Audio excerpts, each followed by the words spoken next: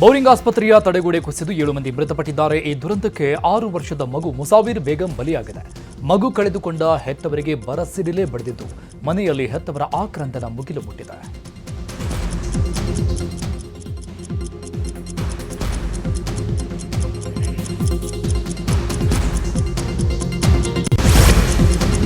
ಬೆಂಗಳೂರಲ್ಲಿ ಭಾರೀ ಮಳೆಯಿಂದ ನಾನಾ ಅವಾಂತರಗಳು ಸೃಷ್ಟಿಯಾಗಿವೆ. ಈ ಹಿನ್ನೆಲೆ ವಿಧಾನಸೌಧದಲ್ಲಿ ಅಧಿಕಾರಿಗಳ ಜೊತೆ ಸಿಎಂ ಸಿದ್ದರಾಮಯ್ಯ ಮತ್ತು ಡಿಸಿಎಂ ಡಿಕೆ ಶಿವಕುಮಾರ್ ಸಭೆ ನಡೆಸಿದ್ದಾರೆ. ಸಭೆಯಲ್ಲಿ ಮುಂದಿನ ಮಳೆ ಅವಾಂತರವನ್ನ ತಡೆಯುವ ಬಗ್ಗೆ ಚರ್ಚೆ ನಡೆಸಿದ್ದಾರೆ. ಮುಂಜಾಗ್ರತಾ ಕ್ರಮಗಳ ಬಗ್ಗೆ ಅಧಿಕಾರಿಗಳಿಗೆ ಸಿಎಂ ಸೂಚನೆ ನೀಡಿದ್ದಾರೆ. ಸಭೆಯಲ್ಲಿ ಪಾಲಿಕೆ ಕಮಿಷನರ್, ನಗರಾಭಿವೃದ್ಧಿ ಇಲಾಖೆ ಅಧಿಕಾರಿಗಳು, ಬೆಸ್ಕಾಂ, ಬಿಬಿಎಂಪಿ ಅರಣ್ಯಾಧಿಕಾರಿಗಳು ಕೂಡ ಭಾಗಿಯಾಗಿದ್ರು. ಇನ್ನು ಬೌರಿಂಗ್ ಆಸ್ಪತ್ರೆಯ ಗೋಡೆ ಕುಸಿತ ಪ್ರಕರಣಕ್ಕೆ ಎಂಜಿನಿಯರ್ ತಲೆದಂಡ ಆಗಿದೆ. ಮಳೆಗೆ ಸಂಬಂಧಪಟ್ಟಂತೆ ಅಧಿಕಾರಿಗಳ ಜೊತೆ ಸಿಎಂ ಸಭೆ ನಡೆಸಿದ್ದು ಕಾರ್ಯಪಾಲಕ ಇಂಜಿನಿಯರ್ನ ಅಮಾನತಿಗೆ ಸಿಎಂ ಸೂಚಿಸಿದ್ದಾರೆ. ಗೋಡೆಗೆ ಹಾನಿಯಾಗಲಿದೆ ಅಂತ ತಿಳಿದಿದ್ರೂ ಕೂಡ ಕಾಮಗಾರಿ ನಡೆಯುವಾಗ ಮಣ್ಣು ಸುರಿದಿದ್ಯಾಕೆ, ನೀವು ಯಾಕೆ ನೋಡಿಕೊಳ್ಳಲಿಲ್ಲ ಅಂತ ಆಸ್ಪತ್ರೆಯ ಮುಖ್ಯಸ್ಥರನ್ನು ಸಿಎಂ ತರಾಟೆಗೆ ತೆಗೆದುಕೊಂಡಿದ್ದಾರೆ. ಅಲ್ಲದೆ ಬೌರಿಂಗ್ ಆಸ್ಪತ್ರೆ ಮುಖ್ಯಸ್ಥರಿಗೆ ನೋಟಿಸ್ ನೀಡಲು ಸಿಎಂ ಆದೇಶಿಸಿದ್ದಾರೆ. ಇನ್ನು ಸಿಎಂ ಡಿಸಿಎಂ ಸಭೆ ಬಳಿಕ ವಿಧಾನಸೌಧದಲ್ಲಿ ಶಾಸಕ ರಿಜ್ವಾನ್ ಅರ್ಷದ್ ಮಾತನಾಡಿದ್ರು. ಜಿಬಿಎ ಅಧಿಕಾರಿಗಳಿಗೆ ಸಿಎಂ ಸೂಚನೆ ಕೊಟ್ಟಿದ್ದಾರೆ. ಮಳೆ ಎದುರಿಸಲು ಯಾವೆಲ್ಲ ಸಿದ್ಧತೆ ಮಾಡಿಕೊಳ್ಳಬೇಕು ಅಂತ ಸೂಚಿಸಿದ್ದಾರೆ. ವಿಪತ್ತು ನಿರ್ವಹಣಾ ಇನ್ನಷ್ಟು ತೀವ್ರಗೊಳಿಸಲು ಸೂಚಿಸಲಾಗಿದೆ. ನಿನ್ನೆಯ ದುರ್ಘಟನೆಗೆ ಕಾರಣರಾದವರ ವಿರುದ್ಧ ಕ್ರಮಕ್ಕೂ ಕೂಡ ಸೂಚಿಸಲಾಗಿದೆ. ತನಿಖೆ ಬಳಿಕ ವರದಿ ಬಂದ ನಂತರ ಮತ್ತಷ್ಟು ಅಧಿಕಾರಿಗಳ ವಿರುದ್ಧ ಕ್ರಮ ಆಗಲಿದೆ ಎಂದಿದ್ದಾರೆ. ಸಿಎಂ ಅವರು ಮತ್ತು ಡೆಪ್ಯೂಟಿ ಸಿಎಂ ಅವರು ಇನ್ನೂ ಹೆಚ್ಚಾಗಿ ಸಿದ್ಧತೆ ಮಾಡಿಕೊಳ್ಳಿ. ಡಿಸಾಸ್ಟರ್ ಮ್ಯಾನೇಜ್ಮೆಂಟ್ ಪ್ರಕ್ರಿಯೆ ಇನ್ನೂ ಹೆಚ್ಚಾಗಿ ಚುರುಕು ಆಗಬೇಕು ಅಂತ ನಿರ್ದೇಶನವನ್ನು ಕೊಟ್ಟಿದ್ದಾರೆ. ಅದರ ಜೊತೆಗೆ ನಿನ್ನೆ ಆಗಿರ್ತಕ್ಕಂಥ ದುರಂತದ ಬಗ್ಗೆ ಅವರು ಪರಿಶೀಲನೆ ಮಾಡಿ ಕೆಲವು ಇಂಜಿನಿಯರ್ಸ್ ಮೇಲೆ ಮತ್ತು ಅಫಿಷಿಯಲ್ಸ್ ಮೇಲೆ ಕ್ರಮ ತಗೊಳ್ಳೋಕ್ಕೆ ಆದೇಶವನ್ನು ಮಾಡಿದ್ದಾರೆ. ಅದರ ಜೊತೆಗೆ ಕೆಲವ್ರಿಗೆ ನೋಟಿಸ್ ಕೊಡೋದಕ್ಕೆ ಆದೇಶವನ್ನು ಮಾಡಿದ್ದಾರೆ. ಅದರ ಜೊತೆಗೆ ತನಿಖೆ ಅಂತ್ಯಗೊಂಡ ನಂತರ ಅದರಲ್ಲಿ ಏನು ರಿಪೋರ್ಟ್ ಇದೆ ಅದು ಬಂದ ನಂತರ ಇನ್ನೂ ಹಲವಾರ ಮೇಲೆ ಆ್ಯಕ್ಷನ್ ಆಗುತ್ತೆ, ಕ್ರಮ ಆಗುತ್ತೆ ಅಂತ ಕೂಡ ಸಿಎಂ ಅವರು ಮತ್ತು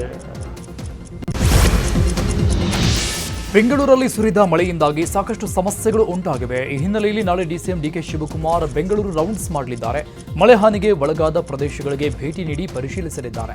ಇದೇ ವೇಳೆ 2 ಫ್ಲೈಓವರ್ ಉದ್ಘಾಟನೆ ಮಾಡಲಿದ್ದಾರೆ. ಇನ್ನು ಈ ಬಗ್ಗೆ ಮಾತಾಡಿದ ಡಿಕೆ ಶಿವಕುಮಾರ್, ಈಗಾಗಲೇ ಸಂಚಾರಕ್ಕೆ ಅಡ್ಡಿಯಾಗಿರುವ ಮರಗಳ ವರದಿ ಕೇಳಿದ್ದೇನೆ, ಜಿಬಿಎ ಅಧಿಕಾರಿಗಳಿಗೆ ಸೂಚನೆ ಕೊಡ್ತೀನಿ ಅಂತ ಹೇಳಿದ್ದಾರೆ.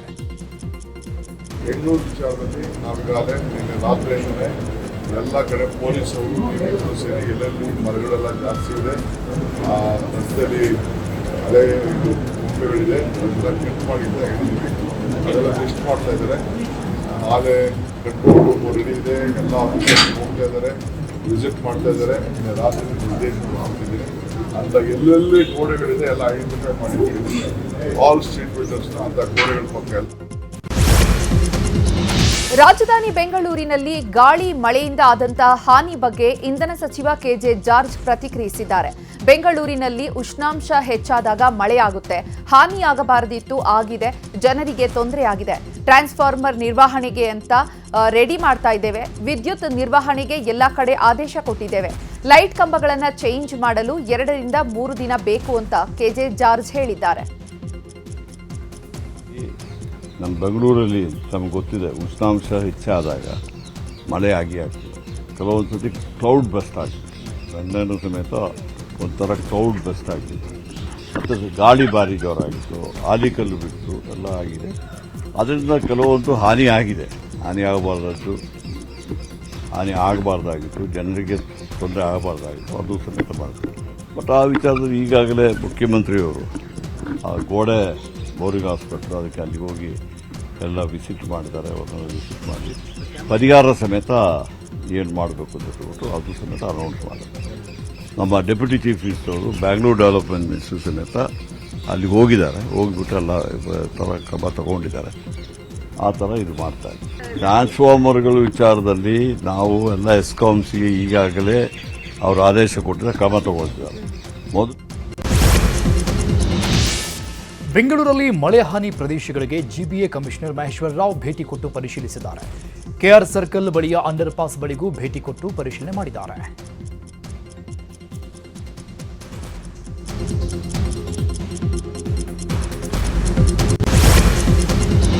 ಬೌರಿಂಗ್ ಆಸ್ಪತ್ರೆ ತಡೆಗೋಡೆ ಬಿದ್ದು 7 ಮಂದಿ ಸಾವನ್ನಪ್ಪಿರುವ ಪ್ರಕರಣವನ್ನ ಲೋಕಾಯುಕ್ತ ಗಂಭೀರವಾಗಿ ಪರಿಗಣಿಸಿದೆ. ಈ ಹಿನ್ನೆಲೆ ವೈದ್ಯಕೀಯ ಶಿಕ್ಷಣ ಇಲಾಖೆಗೆ ಪ್ರಕರಣದ ಲೋಕಾಯುಕ್ತ ವರದಿ ಕೇಳಿದೆ. ಜೊತೆಗೆ ಘಟನಾ ಸ್ಥಳಕ್ಕೆ ಭೇಟಿ ನೀಡಿ ತಡೆಗೋಡೆ ಕುಸಿತವನ್ನ ಪರಿಶೀಲಿಸಿದೆ. ಈ ವೇಳೆ ಮಾತನಾಡಿದ ಲೋಕಾಯುಕ್ತ ಬಿಎಸ್ ಪಾಟೀಲ್, ಸರ್ಕಾರದ ಮುಖ್ಯ ಕಾರ್ಯದರ್ಶಿ ಶಾಲಿನಿ ರಜನೀಶ್, ಜಿಬಿಎ ಮುಖ್ಯ ಆಯುಕ್ತ ಮಹೇಶ್ವರ ರಾವ್, 5 ನಗರ ಪಾಲಿಕೆಗಳ ಆಯುಕ್ತರು, ವೈದ್ಯಕೀಯ ಶಿಕ್ಷಣ ಇಲಾಖೆ ಆಯುಕ್ತ ಮತ್ತು ಅಪರ ಕಾರ್ಯದರ್ಶಿ ಎಲ್ಲರನ್ನೂ ಕೂಡ ಆರೋಪಿ ಮಾಡಿ ಕೇಸ್ ದಾಖಲಿಸುತ್ತೇವೆ ಅಂದಿದ್ದಾರೆ. ಇಲ್ಲಿ ತುಂಬ ಮಣ್ಣು ಹಾಕಿದ್ರಿಂದ ಮತ್ತು ಫೌಂಡೇಶನ್ ಅದು ವೀಕ್ ಇರೋದ್ರಿಂದ ಕಲ್ಲು ಬ್ಲಾಕ್ಸ್, ಸಿಮೆಂಟ್ ಬ್ಲಾಕ್ಸ್ ಹಾಕಿ ಆ ಗೋಡೆ ಕಟ್ಟಿದ್ರಿಂದ ಅದು ಜಾರಿ ಬಿದ್ದಿದೆ. ಎಲ್ಲೆಲ್ಲಿ ಆ ಥರ ಇದ್ದಾವೆ ಅದನ್ನು BBMP ಅವರು ಮತ್ತು ಆ ಡಿಪಾರ್ಟ್ಮೆಂಟಲ್ ಹೆಡ್ಸ್ ಯಾರಿದ್ದಾರೆ ಅವ್ರ ಮೇಲೆ ರೆಸ್ಪಾನ್ಸಿಬಿಲಿಟಿ ಫಿಕ್ಸ್ ಮಾಡಬೇಕು. ಈಗ ನಾನು ಇದಕ್ಕೆ ಒಂದು ಸೋಮೋಟೋ ಕೇಸ್ ರಿಜಿಸ್ಟರ್ ಮಾಡ್ತೀನಿ. ಇದು ಈ ಒಂದು ಪ್ರಕರಣಕ್ಕೆ ಅಷ್ಟೇ ಸಂಬಂಧ ಅಲ್ಲದೆ ಇಡೀ ರಾಜ್ಯದಲ್ಲಿ ಮತ್ತು ಇಡೀ ನಮ್ಮ ಸಿಟಿಯಲ್ಲಿ ಈ ಥರದ್ದು ಪ್ರಕರಣಗಳು ಇನ್ನು ಮುಂದೆ ಆಗಬಾರ್ದು. ಕೇಸ್ ರಿಜಿಸ್ಟರ್ ಮಾಡಿ ಅವ್ರ ಮೇಲೆ ಸೂಕ್ತ ಇನ್ನು ಮುಂದೆ ಪ್ರಿವೆಂಟಿವ್ ಆ್ಯಕ್ಷನ್ ಏನು ತೊಗೊಳ್ಬೇಕು ಅನ್ನೋದನ್ನು ಮಾಡ್ತೀವಿ. ಮತ್ತು ಇದಕ್ಕೆ ಕಾರಣೀಭೂತರು ಯಾರು, ಯಾವ ರೀತಿಯಿಂದ ಇದನ್ನು ನಿವಾರಣೆ ಮಾಡ್ಬೋದಾಗಿತ್ತು, ಪ್ರಿವೆಂಟ್ ಮಾಡ್ಬೋದಾಗಿತ್ತು, ಯಾಕೆ ಮಾಡಲಿಲ್ಲ ಅನ್ನೋದ್ರ ಬಗ್ಗೆನೂ ನಾವು ಇನ್ವೆಸ್ಟಿಗೇಷನ್. ಬೌರಿಂಗ್ ಆಸ್ಪತ್ರೆ ತಡೆಗೋಡೆ ಬಿದ್ದು 7 ಮಂದಿ ಸಾವನ್ನಪ್ಪಿದ ಪ್ರಕರಣಕ್ಕೆ ಸಂಬಂಧಪಟ್ಟಂತೆ ಎಲ್ಲಾ ಪಕ್ಷದ ನಾಯಕರು ಸ್ಥಳಕ್ಕೆ ಭೇಟಿ ನೀಡುತ್ತಿದ್ದಾರೆ. ಇನ್ನು ಘಟನಾ ಸ್ಥಳಕ್ಕೆ ಜೆಡಿಎಸ್ ಎಂಎಲ್ಸಿ ಶರವಣ ಭೇಟಿ ನೀಡಿ ಪರಿಶೀಲನೆ ನಡೆಸಿದ್ದಾರೆ. ಜೆಡಿಎಸ್ ವತಿಯಿಂದ ಮೃತ ಕುಟುಂಬಕ್ಕೆ 1 ಲಕ್ಷ ಪರಿಹಾರವನ್ನ ನೀಡುವುದಾಗಿ ಘೋಷಣೆ ಮಾಡಿದ್ದು, ಮೃತರ ಕುಟುಂಬಕ್ಕೆ ಸರ್ಕಾರಿ ಕೆಲಸ ಕೊಡಿಸಬೇಕು ಅಂತ ಆಗ್ರಹಿಸಿದ್ದಾರೆ. ಜೀವವನ್ನ ಕಳ್ಕೊಂಡಿರತಕ್ಕಂಥ 7 ಕುಟುಂಬಗಳು ಏನಿದ್ದಾರೆ ಅವರ ಕುಟುಂಬಕ್ಕೆ JDS ಪಕ್ಷದ ವತಿಯಿಂದ 1 ಲಕ್ಷ ರೂಪಾಯಿನ ನಾವು ಅವರಿಗೆ ಕೊಡುವಂತ ಕೆಲಸವನ್ನ ಮಾಡ್ತಾ ಇದ್ದೀವಿ. 7 ಕುಟುಂಬಕ್ಕೂ ಕೂಡ 7 ಲಕ್ಷ ರೂಪಾಯಿ ಕೊಡ್ತೀವಿ ಅಂತೇಳಿ ಈ ಸಂದರ್ಭದಲ್ಲಿ ನಾನು ಪಕ್ಷದ ವತಿಯಿಂದ ಹೇಳಲಿಕ್ಕೆ ಬಯಸ್ತಾ ಇದ್ದೀನಿ. ಯಾರ್ಯಾರು ಗಾಯಾಳುಗಳು ಯಾರು ಇದ್ದಾರೆ ಅವರ ಕುಟುಂಬಕ್ಕೂ ಕೂಡ ತಲಾ 25,000 ರೂಪಾಯಿನ ನಮ್ಮ JDS ಪಕ್ಷದ ವತಿಯಿಂದ ನಾವು ಕೊಡ್ತಾ ಇದ್ದೀವಿ. ಮತ್ತೆ ಯಾರು ಜೀವವನ್ನ ಕಳ್ಕೊಂಡಿದ್ದಾರೆ ಅವರ ಕುಟುಂಬದ ಪರಿಸ್ಥಿತಿ ಏನು, ಇದ್ರ ಬಗ್ಗೆ ನಾನು ಬಹಳ ನೊಂದು ಹೇಳ್ತಾ ಇದ್ದೀನಿ. ಸರ್ಕಾರ ಕೂಡಲೇ ಕನಿಷ್ಠ 25 ಲಕ್ಷ ರೂಪಾಯಿನಾದ್ರು ಘೋಷಣೆ ಮಾಡಬೇಕು. ಆ ನೊಂದ ಕುಟುಂಬಗಳಿಗೆ ಏನೋ ಒಂದು ದಾರಿದೀಪ ಆಗಬೇಕು. ರಾಜ್ಯದಲ್ಲಿ 4 ದಿನ ಮಳೆ ಅಲರ್ಟ್ ಘೋಷಿಸಲಾಗಿದೆ. ಬೆಂಗಳೂರಿಗೆ ಇಂದು ಯೆಲ್ಲೋ ಅಲರ್ಟ್ ಘೋಷಣೆ ಮಾಡಲಾಗಿದ್ದು, ಆಲಿಕಲ್ಲು ಬಿರುಗಾಳಿ ಸಹಿತ ಮಳೆಯಾಗುವ ಸಾಧ್ಯತೆ ಇದೆ ಅಂತ ಹವಾಮಾನ ಇಲಾಖೆ ಮುನ್ಸೂಚನೆ ಕೊಟ್ಟಿದೆ. ಬೆಂಗಳೂರು ನಗರ, ಬೆಂಗಳೂರು ಗ್ರಾಮಾಂತರ, ಕೋಲಾರ, ಚಿಕ್ಕಬಳ್ಳಾಪುರ ಜಿಲ್ಲೆಗಳಿಗೆ ಮಳೆ ಅಲರ್ಟ್ ನೀಡಿದ್ದು 60 ಕಿಲೋಮೀಟರ್ ವೇಗದ ಬಿರುಗಾಳಿ ಸಹಿತ ಮಳೆಯಾಗುವ ಸಾಧ್ಯತೆ ಇದೆ. ಇನ್ನು ಮಲೆನಾಡು ಭಾಗದ ಜಿಲ್ಲೆಗಳಿಗೆ ಆರೆಂಜ್ ಅಲರ್ಟ್ ಘೋಷಿಸಲಾಗಿದ್ದು, ಉತ್ತರ ಕರ್ನಾಟಕ, ದಕ್ಷಿಣ ಒಳನಾಡು ಭಾಗದ ಜಿಲ್ಲೆಗಳಿಗೆ ಯೆಲ್ಲೋ ಅಲರ್ಟ್ ಘೋಷಿಸಿದೆ. ಕೋಲಾರದಲ್ಲಿ ಮಳೆರಾಯನ ಆರ್ಭಟಕ್ಕೆ 600 ಹೆಕ್ಟೇರ್ ಮಾವು ನಾಶವಾಗಿದೆ. ಶ್ರೀನಿವಾಸಪುರ ತಾಲೂಕಿನ ದೊಡ್ಡಮಲದೊಡ್ಡಿ ಗ್ರಾಮದ ಹೊರವಲಯದಲ್ಲಿ 300 ಹೆಕ್ಟೇರ್ ಮಾವು ನಾಶವಾಗಿದ್ದು, ವಿವಿಧೆಡೆ 300 ಹೆಕ್ಟೇರ್ಗೂ ಹೆಚ್ಚು ಮಾವು ಬೆಳೆ ನಾಶವಾಗಿದೆ. ಔಷಧಿ ಸಿಂಪಡಿಸಿ ಟ್ಯಾಂಕರ್ನಿಂದ ನೀರು ಪೂರೈಸಿ ಮಾವು ಬೆಳೆಯನ್ನ ರಕ್ಷಿಸಿಕೊಂಡಿದ್ದಂತಹ ರೈತರು ಇದೀಗ ಮಳೆರಾಯನ ಆರ್ಭಟಕ್ಕೆ ಅಕ್ಷರಶಃ ತಲೆ ಮೇಲೆ ಕೈ ಹೊತ್ತು ಕೂರುವಂತಾಗಿದೆ. ರಾಜ್ಯದಲ್ಲಿ ನಾಯಕತ್ವ ಗೊಂದಲ ದಿನೇ ದಿನೇ ಹೆಚ್ಚಾಗ್ತಾ ಇದೆ. ಈ ಬಗ್ಗೆ ಮಾತಾಡಿದ್ದ ಎಐಸಿಸಿ ಅಧ್ಯಕ್ಷ ಮಲ್ಲಿಕಾರ್ಜುನ ಖರ್ಗೆ ಆದಷ್ಟು ಬೇಗ ಗೊಂದಲ ಬಗೆಹರಿಸುತ್ತೇವೆ ಅಂತ ಹೇಳಿದ್ದಾರೆ. ಅಲ್ಲದೆ ಸದ್ಯಕ್ಕೆ ರಾಜ್ಯದಲ್ಲಿ ಸಿಎಂ ಇದ್ದಾರೆ, ಹೀಗಾಗಿ ಸಿಎಂ ಬದಲಾವಣೆ ವಿಚಾರ ಬರೋದಿಲ್ಲ. ಸಿಎಂ ಬದಲಾವಣೆ ವಿಚಾರ ಬಂದ್ರೆ ನಾವೆಲ್ಲ ಚರ್ಚೆ ಮಾಡ್ತೇವೆ. ಸೋನಿಯಾ ಗಾಂಧಿ, ರಾಹುಲ್ ಗಾಂಧಿ ಚರ್ಚೆ ಮಾಡುತ್ತೇವೆ. ಸಿಎಂ ಬದಲಾವಣೆಗೆ ಇನ್ನೂ ಸಮಯವಿದೆ, ಆ ಸಮಯ ಬಂದ ಮೇಲೆ ನೋಡೋಣ ಅಂತ ಹೇಳಿದ್ದಾರೆ. ಅದು ಆದಷ್ಟು ಬೇಗನೆ ಬಗೆಹರಿಸ್ತೇವೆ. ನಾನಾದರೆ ಉತ್ತಮ ಅಂತ ನೀವು ಹೇಳ್ತೀರಿ, ಅವರು ಹೇಳ್ತಾರೆ, ಮೇಲಿನವ್ರು ಹೇಳ್ತಾರೆ. ನಮ್ಮ ಐಡಿಯಾಲಜಿ ಪ್ರಕಾರ ಮತ್ತು ನಾವು ಪಕ್ಷದಲ್ಲಿ ಏನು ನಾವು ಇಲ್ಲಿವರೆಗೆ ದುಡ್ಕೊಂಡು ಬಂದಿದ್ದೇವೆ, ನಮ್ಮ ನಿರ್ಣಯಗಳು ಹೆಚ್ಚಾಗಿ ಸೋನಿಯಾ ಗಾಂಧಿ ಅವರು ತೆಗೆದು. ದಲಿತ ಸಿಎಂ ಬಗ್ಗೆ ಯತೀಂದ್ರ ಹೇಳಿಕೆ ವಿಚಾರವಾಗಿ ಗೃಹ ಸಚಿವ ಡಾಕ್ಟರ್ ಜಿ ಪರಮೇಶ್ವರ್ ಮಾತನಾಡಿದರು. ನಾನು ಹೈಕಮಾಂಡ್ ತೀರ್ಮಾನಕ್ಕೆ ಬದ್ಧ, ಎಷ್ಟೇ ತಿರುವಿ ಟ್ವಿಸ್ಟ್ ಮಾಡಿ ಕೇಳಿದ್ರು ನನ್ನ ಉತ್ತರ ಇಷ್ಟೇ, ಹೈಕಮಾಂಡ್ ತೀರ್ಮಾನಕ್ಕೆ ನಾನು ಬದ್ಧ, ಸಂದರ್ಭ ಬಂದಾಗ ದೆಹಲಿಗೆ ಹೋಗ್ತೀನಿ ಅಂತ ಹೇಳಿದ್ದಾರೆ. ಅವರ ಜೊತೆಯಲ್ಲಿದ್ದಂಥವರೆಲ್ಲರೂ ಕೂಡ ಮುಖ್ಯಮಂತ್ರಿಗಳಾದರು. ಮಲ್ಲಿಕಾರ್ಜುನ ಖರ್ಗೆ ಅವರ ಜೊತೆಯಲ್ಲಿದ್ದಂಥವರು, ಅವರು ಗುಂಡೂರಾಯರು ಇರ್ಬೋದು, ವೀರಪ್ಪ ಮೊಯ್ಲಿ ಅವರು ಇರ್ಬೋದು, ಧರ್ಮಸಿಂಗ್ ಇರ್ಬೋದು, ಬಂಗಾರಪ್ಪನವರು ಇರ್ಬೋದು, ಇವರೆಲ್ಲರೂ ಅವರ ಸಮಕಾಲೀನರು. ಕಾಂಗ್ರೆಸ್ ಪಕ್ಷದಲ್ಲಿ ಸಮಕಾಲೀನರಾಗಿ ಕೆಲಸ ಮಾಡಿದ್ರು. ಅವರೆಲ್ಲರೂ ಮುಖ್ಯಮಂತ್ರಿಗಳಾದರು. ಇವರು ಕೂಡ ಅದಕ್ಕಿಂತ ಹೆಚ್ಚು ಸಾಮರ್ಥ್ಯವನ್ನು ಇರ್ತಕ್ಕಂಥ ಒಬ್ಬ ಹಿರಿಯ ರಾಜಕಾರಣಿ. ನಮಗೆ ಪಂಚರಾಜ್ಯ ಚುನಾವಣೆಯ ರಿಸಲ್ಟ್ ವಿಚಾರವಾಗಿ ಮಾತನಾಡಿದ ಮಲ್ಲಿಕಾರ್ಜುನ ಖರ್ಗೆ ಕೆಲವೊಂದು ಕಡೆ ಗೊಂದಲ ಇದೆ ಎನ್ನುವಂಥ ವರದಿ ತೋರಿಸಿದ್ದಾರೆ. ಆದರೆ ತಮಿಳುನಾಡು, ಕೇರಳದಲ್ಲಿ ನಮ್ಮ ಮೈತ್ರಿಕೂಟ ಗೆಲ್ಲುತ್ತೆ, ಅಸ್ಸಾಂನಲ್ಲಿ ನಮಗೆ ಕಡಿಮೆ ಸೀಟ್ ಬರುತ್ತೆ ಅಂತ ಎಕ್ಸಿಟ್ ಪೋಲ್ ಹೇಳ್ತಾ ಇದೆ. ಆದರೆ ಅದಕ್ಕಿಂತ ಹೆಚ್ಚು ಸ್ಥಾನ ಗೆಲ್ಲುತ್ತೇವೆ ಅಂತ ವಿಶ್ವಾಸ ವ್ಯಕ್ತಪಡಿಸಿದ್ದಾರೆ. ಪಶ್ಚಿಮ ಬಂಗಾಳದ ಫಲಿತಾಂಶದ ಬಗ್ಗೆಯೂ ಕೂಡ ಇನ್ನೆರಡು ದಿನ ಕಾಯೋಣ, ಬಳಿಕ ಫಲಿತಾಂಶದ ಕ್ಲಿಯರ್ ಪಿಕ್ಚರ್ ಸಿಗುತ್ತೆ ಎಂದಿದ್ದಾರೆ. 2023ರ ಮಹಿಳಾ ಮೀಸಲಾತಿ ಜಾರಿಗೆ ಒತ್ತಾಯಿಸಿ ಕಾಂಗ್ರೆಸ್ ನೇತೃತ್ವದಲ್ಲಿ ಪ್ರತಿಭಟನೆ ನಡೆಯಿತು. ಚಿಕ್ಕೋಡಿಯ ಕಾಂಗ್ರೆಸ್ ಕಚೇರಿ ಮುಂಭಾಗ ಸಂಸದೆ ಪ್ರಿಯಾಂಕಾ ಜಾರಕಿಹೊಳಿ ನೇತೃತ್ವದಲ್ಲಿ ಪ್ರತಿಭಟನೆ ಮಾಡಲಾಯಿತು. 2023ರ ವಿಧೇಯಕದ ಪ್ರಕಾರ ಮಹಿಳೆಯರಿಗೆ 33% ಮೀಸಲಾತಿ ಜಾರಿ ಮಾಡಬೇಕು, ಬರುವ ಚುನಾವಣೆಯಲ್ಲಿ 33% ಮೀಸಲಾತಿ ಕೊಡಬೇಕು ಅಂತ ಒತ್ತಾಯಿಸಿದ್ದಾರೆ. ಮಹಿಳಾ ವಿರೋಧಿ ಅಂತಲ್ಲ, ಈಗಾಗಲೇ ಹೇಳ್ದಂಗೆ ರಾಜೀವ್ ಗಾಂಧಿ ಅವರು ತಂದಿದ್ರು. ಮಹಿಳೆಯರಿಗೂ ಕೂಡ ನಮ್ಮ ಪಕ್ಷ ತಾವೆಲ್ಲೂ ನೋಡ್ಬೋದು ಎಷ್ಟು ಸಪೋರ್ಟ್ ಮಾಡ್ತೀವಿ. ನಮ್ಮ ಕಾಂಗ್ರೆಸ್ ಪಕ್ಷದ ಹಿರಿಯರು ಆಗಲಿ ಎಲ್ಲರೂ ಕೂಡ ಮಹಿಳೆಯರಿಗೂ ಸಪೋರ್ಟ್ ಮಾಡ್ತೀವಿ. ಹಾಗೆಯೇ ದಾವಣಗೆರೆ ಬೈ ಎಲೆಕ್ಷನ್ ಫಲಿತಾಂಶ ಬರುವ ಮುನ್ನವೇ ಕಾಂಗ್ರೆಸ್ನಲ್ಲಿ ಆಂತರಿಕ ದಂಗಲ್ ಮುಂದುವರೆದಿದೆ. ದಾವಣಗೆರೆ ಜಿಲ್ಲಾಧ್ಯಕ್ಷರಿಂದ 6 ಪ್ರಮುಖ ಕೈ ಮುಖಂಡರ ಉಚ್ಚಾಟನೆಯಾಗಿದೆ. ಕಾಂಗ್ರೆಸ್ ಜಿಲ್ಲಾಧ್ಯಕ್ಷ ಎಚ್.ಬಿ. ಮಂಜಪ್ಪ ವಿಡಿಯೋ ದಾಖಲೆಯನ್ನು ಬಿಡುಗಡೆ ಮಾಡಿ ಉಚ್ಚಾಟನೆ ಮಾಡಿದ್ದಾರೆ. ಜಿಲ್ಲಾ ವಕ್ಫ್ ಬೋರ್ಡ್ ಮಾಜಿ ಅಧ್ಯಕ್ಷ ಸಿರಾಜ್ ಅಹಮದ್ ಮತ್ತು ಮುಸ್ಲಿಂ ಮುಖಂಡರಾದಂತಹ ಘನಿ ತಾಹೇರ್, ಮನ್ಸೂರ್ ಅಲಿ, ಇನಾಯತ್ ಉಲ್ಲಾ ಖಾನ್, ದಲಿತ ಮುಖಂಡ ಕಡತಿ ತಿಪ್ಪೇಶ್ ಸೇರಿದಂತೆ ಎಂಟಿ ಸುಭಾಷ್ ಚಂದ್ರ ಅವರನ್ನ ಉಚ್ಚಾಟನೆ ಮಾಡಲಾಗಿದೆ.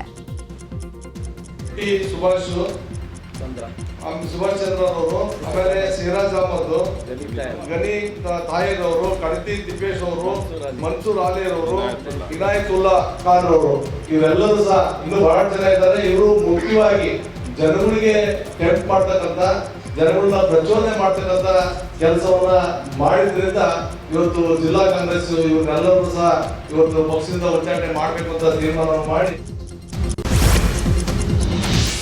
ಹುಬ್ಬಳ್ಳಿಯ ಮಹಾನಗರ ಪಾಲಿಕೆ ಸಭಾಂಗಣದಲ್ಲಿ ಪ್ರತ್ಯೇಕ ಪಾಲಿಕೆ ವಿಚಾರಕ್ಕೆ ಆಡಳಿತ ಮತ್ತು ಪ್ರತಿಪಕ್ಷಗಳ ಕಚ್ಚಾಟ ಆಗಿದೆ. ಹುಬ್ಬಳ್ಳಿ ಧಾರವಾಡ ಪ್ರತ್ಯೇಕ ಪಾಲಿಕೆಗೆ ಮಹಾನಗರ ಪಾಲಿಕೆ ಅಸ್ತು ಎಂದಿತ್ತು. ಹೀಗಾಗಿ ಸರ್ವಾನುಮತದಿಂದ ಪಾಲಿಕೆ ನಿರ್ಣಯ ಕೈಗೊಂಡಿತ್ತು. ಈಗ ತಾನೇ ಕೈಗೊಂಡಿದ್ದ ನಿರ್ಣಯಕ್ಕೆ ಠರಾವ್ ಪಾಸ್ ಮಾಡಲಾಗಿದೆ. ಪಾಲಿಕೆ ವಿಭಜನೆ ಬೇಡ ಎಂದು ಬಿಜೆಪಿಯಿಂದ ಠರಾವ್ ಅಂಗೀಕಾರ ಮಾಡಲಾಗಿದೆ. ಯಾವುದೇ ಚರ್ಚೆ ಇಲ್ಲದೆ ಠರಾವ್ ಪಾಸ್ ಮಾಡಿದ್ದಕ್ಕೆ ಆಡಳಿತ ಹಾಗೂ ಪ್ರತಿಪಕ್ಷಗಳ ನಡುವೆ ಗಲಾಟೆಯಾಗಿದೆ. ಬೆಂಕಿಯಿಂದ ಕಾಡು ರಕ್ಷಣೆ, ವನ್ಯಜೀವಿ ಸಂಘರ್ಷ, ಕಾಡುಗಳ ಹಾವಳಿ ತಡೆಯಲು ಶ್ರಮಿಸ್ತಾ ಇರುವ ದಿನಗೂಲಿ ನೌಕರರ ಬಗ್ಗೆ ಅರಣ್ಯ ಇಲಾಖೆ ನಿರ್ಲಕ್ಷ್ಯ ಮಾಡಿದೆ. ಹೊರಗುತ್ತಿಗೆ ನೌಕರರೆಂದು ಪರಿಗಣನೆ ಮಾಡಿರುವ ನಿರ್ಧಾರದಿಂದ ರೊಚ್ಚಿಗೆದ್ದ ಅರಣ್ಯ ಇಲಾಖೆ ದಿನಗೂಲಿ ನೌಕರರು ಬಂಡೀಪುರದಲ್ಲಿ ಅನಿರ್ದಿಷ್ಟಾವಧಿ ಮುಷ್ಕರ ಆರಂಭಿಸಿದ್ದಾರೆ.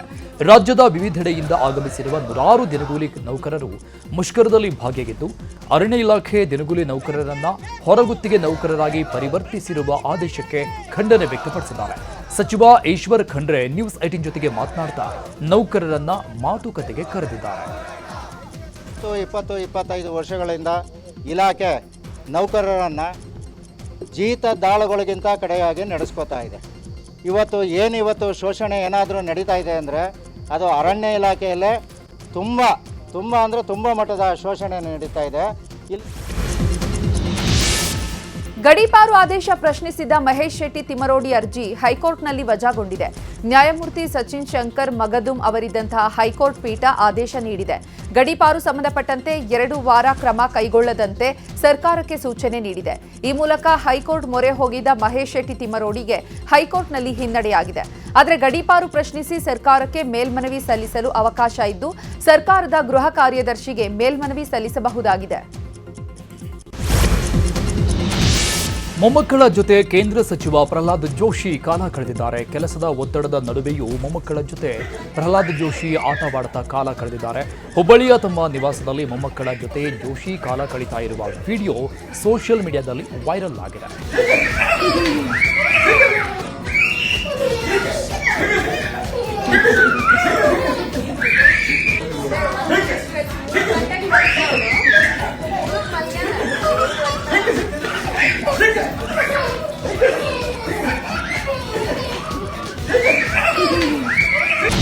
ಕೊಪ್ಪಳದ ಗಂಗಾವತಿಯಲ್ಲಿ ಬಿಜೆಪಿ ಯುವ ಮೋರ್ಚಾ ಅಧ್ಯಕ್ಷ ವೆಂಕಟೇಶ್ ಕುರುಬರ ಹತ್ಯೆ ಪ್ರಕರಣ ಸಂಬಂಧಪಟ್ಟಂತೆ ನ್ಯಾಯಾಲಯ ಇವತ್ತು ಅಂತಿಮ ತೀರ್ಪು ಪ್ರಕಟಿಸಿದೆ. ಗಂಗಾವತಿ 1ನೇ ಹೆಚ್ಚುವರಿ ಸತ್ರ ನ್ಯಾಯಾಲಯದಿಂದ ತೀರ್ಪು ಪ್ರಕಟವಾಗಿದ್ದು 6 ಜನರಿಗೆ ಗಲ್ಲು ಶಿಕ್ಷೆ ವಿಧಿಸಿದೆ. ನ್ಯಾಯಾಧೀಶ ಸದಾನಂದ ನಾಗಪ್ಪ ನಾಯ್ಕ ಆದೇಶ ಕೊಟ್ಟಿದ್ದಾರೆ. 2025ರ ಅಕ್ಟೋಬರ್ನಲ್ಲಿ ಹಳೆ ದ್ವೇಷದ ಹಿನ್ನೆಲೆ ವೆಂಕಟೇಶ್ ಕುರುಬರನ್ನ ಬರ್ಬರವಾಗಿ ಕೊಲೆ ಮಾಡಿದ್ರು ಈ ಹಂತಕರು. 8/10/2025 ಬೆಳಗಿನ ಜಾವ 2:30 ಸುಮಾರಿಗೆ ಬಿಜೆಪಿ ಪಕ್ಷದ ಯುವ ಮೋರ್ಚಾ ಅಧ್ಯಕ್ಷನಾಗಿದ್ದ ವೆಂಕಟೇಶ್ ಈತನನ್ನು ಗಂಗಾವತಿ ನಗರದ ಕೊಪ್ಪಳ ರಸ್ತೆಯಲ್ಲಿ ಬರುವ ಲೀಲಾವತಿ ಆಸ್ಪತ್ರೆ ಮುಂದುಗಡೆ 6 ಜನ ಈ ನ್ಯಾಯಾಲಯದ ಮುಂದಿದ್ದಂತಹ 6 ಜನ ಅಪರಾಧಿಗಳು ಮಾರಕಾಸ್ತ್ರಗಳಿಂದ ಹಲ್ಲೆ ಮಾಡಿ ಸ್ಥಳದಲ್ಲೇ ಕೊಚ್ಚಿ ಕೊಲೆ ಮಾಡಿದ್ದು ಇರುತ್ತದೆ. ಅದಕ್ಕೆ ಸಂಬಂಧಿಸಿದಂತೆ ಮಾನ್ಯ ನ್ಯಾಯಾಲಯವು ದಿನಾಂಕ 23/10/2026ರಂದು ಈ 6 ಜನ ಆರೋಪಿತರು ಅಪರಾಧಿಗಳೆಂದು ಘೋಷಿಸಿದ್ದು ಈ ದಿನಕ್ಕೆ ತೀರ್ಪನ್ನು ಕಾಯ್ದಿರಿಸಿದ್ದು ಇರುತ್ತದೆ. ಈ ದಿನ ಮಾನ್ಯ ನ್ಯಾಯಾಧೀಶರಾದ ಶ್ರೀ ಸದಾನಂದ ನಾಗಪ್ಪ ನಾಯಕ್ ಸಾಹೇಬರು 6 ಜನ ಆರೋಪಿತರಿಗೆ ಮರಣದಂಡನೆ ಶಿಕ್ಷೆ ವಿಧಿಸಿದ್ದು ಇರುತ್ತದೆ. ಗಂಡನೇ ಹೆಂಡತಿಯನ್ನ ಬರ್ಬರವಾಗಿ ಕೊಲೆ ಮಾಡಿದ್ದಾನೆ. ಮೈಸೂರಿನ ಕೆಸರೆ ಗ್ರಾಮದಲ್ಲಿ ಈ ಘಟನೆ ನಡೆದಿದ್ದು ಪುಷ್ಪಾ ಮೃತ ದುರ್ದೈವಿ. ಪತಿ ಮಹೇಶ್ ಎಂಬಾತನೇ ಮಾರಕಾಸ್ತ್ರದಿಂದ ಕೊಚ್ಚಿ ಕೊಲೆ ಮಾಡಿದ್ದಾನೆ ಮತ್ತು ಸರಸದಲ್ಲಿ ಕಲಹ ಇತ್ತೀಚೆಗೆ ಹೆಚ್ಚಾಗ್ತಾ ಇತ್ತಂತೆ. ಈ ಹಿನ್ನೆಲೆ ಕೊಲೆ ಮಾಡಿರುವಂತಹ ಶಂಕೆ ವ್ಯಕ್ತವಾಗಿದೆ. ಮಾರಕಾಸ್ತ್ರದಿಂದ ಭೀಕರವಾಗಿ ಕೊಚ್ಚಿ ಕೊಲೆ ಮಾಡಲಾಗಿದೆ. ಎನ್ಆರ್ ಪೊಲೀಸ್ ಠಾಣಾ ವ್ಯಾಪ್ತಿಯಲ್ಲಿ ಘಟನೆ ನಡೆದಿದ್ದು ಪೊಲೀಸರು ಪರಿಶೀಲನೆ ನಡೆಸುತ್ತಿದ್ದಾರೆ.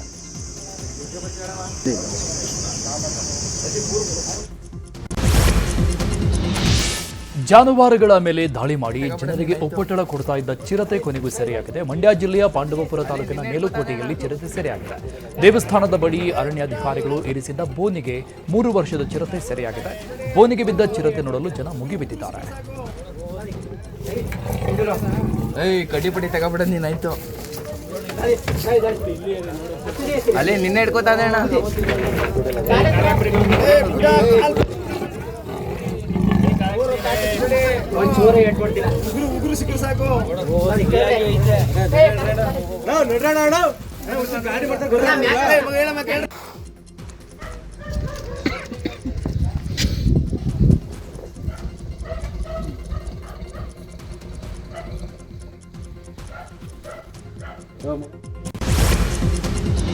ಚಿಕ್ಕಮಗಳೂರಿನ ಮಲೆನಾಡು ಭಾಗದಲ್ಲಿ ಕಾಡು ಕೋಣಗಳ ಹಾವಳಿ ಹೆಚ್ಚಾಗಿದೆ.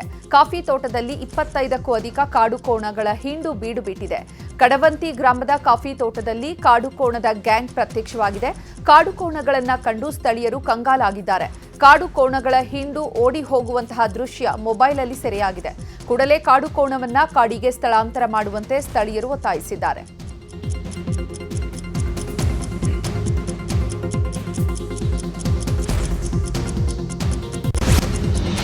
ಅನಧಿಕೃತವಾಗಿ ಯೂರಿಯಾ ಗೊಬ್ಬರ ದಾಸ್ತಾನು ಮಾಡಿರುವ ಸ್ಥಳಗಳ ಮೇಲೆ ದಾಳಿ ಮಾಡಲಾಗಿದೆ. ಚಿಕ್ಕಮಗಳೂರಿನ ಕೆಸವಿನ ಮನೆ ಗ್ರಾಮದಲ್ಲಿ ಈ ಘಟನೆ ನಡೆದಿದೆ. ಕೋಳಿ ಫಾರ್ಮ್ ಒಂದರಲ್ಲಿ 399 ಮೂಟೆಯಷ್ಟು ಯೂರಿಯಾ ಗೊಬ್ಬರವನ್ನು ಅಕ್ರಮವಾಗಿ ದಾಸ್ತಾನು ಮಾಡಿ ಇಟ್ಟಿದ್ರು. ಈ ವೇಳೆ ಖಚಿತ ಮಾಹಿತಿ ಅನ್ವಯ ಕೃಷಿ ಅಧಿಕಾರಿಗಳು ದಾಳಿ ಮಾಡಿದ್ದಾರೆ. ಇನ್ನು ಯೂರಿಯಾ ಗೊಬ್ಬರಕ್ಕೆ ನಕಲಿ ಗೊಬ್ಬರ ಮಿಕ್ಸ್ ಮಾಡುವಂತಹ ಶಂಕೆ ವ್ಯಕ್ತವಾಗಿದೆ. ಚಿಕ್ಕಮಗಳೂರು ಗ್ರಾಮಾಂತರ ಠಾಣೆಯಲ್ಲಿ ಎಫ್ಐಆರ್ ದಾಖಲಾಗಿದೆ. ಕಳೆದ ವರ್ಷ ಜೂನ್ನಲ್ಲಿ ಲಂಡನ್ನಲ್ಲಿ ನಿಧನರಾದ ಉದ್ಯಮಿ ಸಂಜಯ್ ಕಪೂರ್ ಅವರ ಆಸ್ತಿಗಳನ್ನು ಫ್ರೀಸ್ ಮಾಡಲಾಗಿತ್ತು.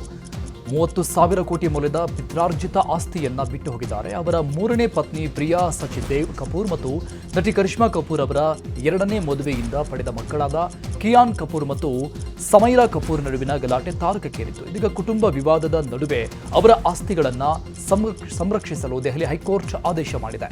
ಇದರಿಂದ ಕರಿಷ್ಮಾ ಕಪೂರ್ ಮಕ್ಕಳಿಗೆ ಬಿಗ್ ರಿಲೀಫ್ ಸಿಕ್ಕಂತಾಗಿದೆ.